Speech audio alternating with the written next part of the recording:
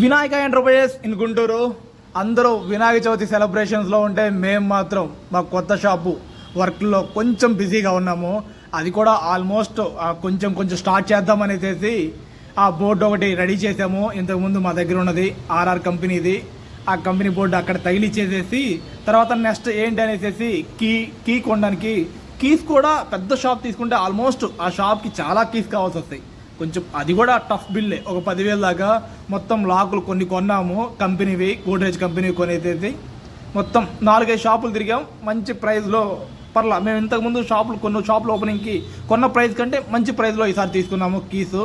తర్వాత అది అయిపోయింది. నెక్స్ట్ ర్యాకులు వాటి కోసం కొంచెం మన బడ్జెట్లో తక్కువలో కావాలి కాబట్టి తిరిగి వేరే చోట ర్యాకులు దొరికినాయి. కొంచెం కాస్ట్లో వస్తున్నాయి అనేసి కొత్తవి పాతవి ఎంతో కంపేర్ చేసుకొని సెకండ్స్లో వేరే చోట తీసుకొచ్చాం.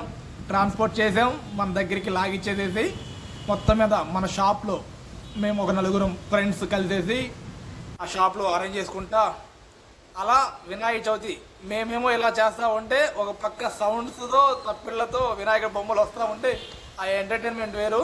లైఫ్లో ఉండాలి ఆ ఎంటర్టైన్మెంట్. వినాయక చవితిలో బొమ్మ పెట్టి మేము కూడా ఒక సెలబ్రేషన్ చేసాను ఒకప్పుడు. ఆ సెలబ్రేషన్ ఇప్పుడు చూస్తూ ఉంటే పర్లా మనం అప్పుడు చేసాము. ఇప్పుడు మన అలా సెలబ్రేషన్ చేయాలంటే ఇలా పాకెట్లో డబ్బులు ఎక్కువ ఉండాలి, తప్పదు ఈ మాత్రం కష్టపడాలనేసి ఆ సెలబ్రేషన్ కంటే ఈ సెలబ్రేషన్ తప్పదనేసి ఈ సెలబ్రేషన్ చేశాను.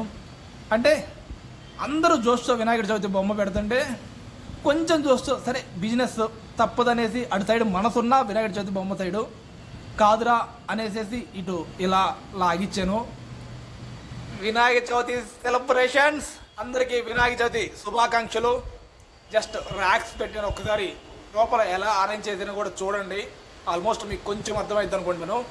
చూద్దాం వినాయక చవితి గ్రాండ్గా సక్సెస్ చేసుకొని అందరు బొమ్మల్ని ఆ తర్వాత మన బిజినెస్లో కూడా మనం గ్రాండ్గా సక్సెస్ చేసుకునే విధంగా చూద్దాం.